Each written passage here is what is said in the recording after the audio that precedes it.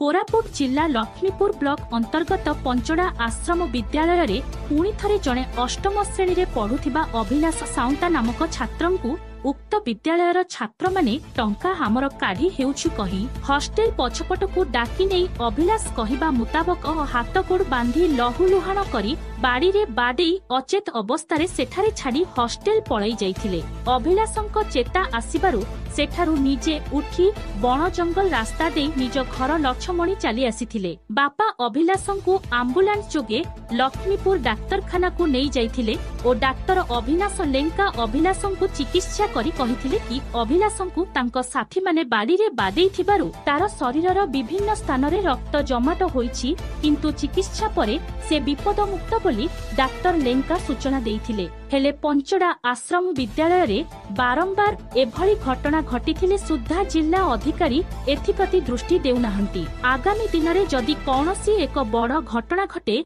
एथिपाई किए दायी रहिबे बोली अभिभावक ओ अंचलर जनसाधारण प्रश्न करिसंती। एने आमे जिला मंगल अधिकारी सुनील कुमार तांडी को पचारिबारु श्री तांडी एथर आउ माफ कराजिबो नाही प्रधान शिक्षकंक उपरे कार्यानुष्ठान नियाजिबो बोली कहिथिले। कोरापुट जिला लमतापुरु शिव बिसोईंक रिपोर्ट श्रीक्षेत्र न्यूज।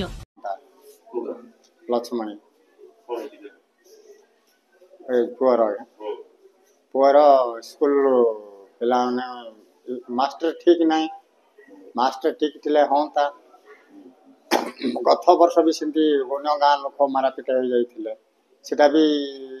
एक्शन नेले ना एटी भी एक्शन नौ ना से बोलिक माड है आम पिला को मेडिकल आनी एक्सरे करे जॉइन करूँ आ पंचड़ा हॉस्टल हाँ जो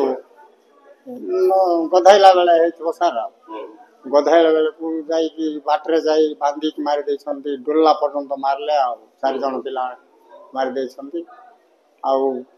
मास्टर मान तो किए एक्शन नौ ना किए पचरे जाऊ ना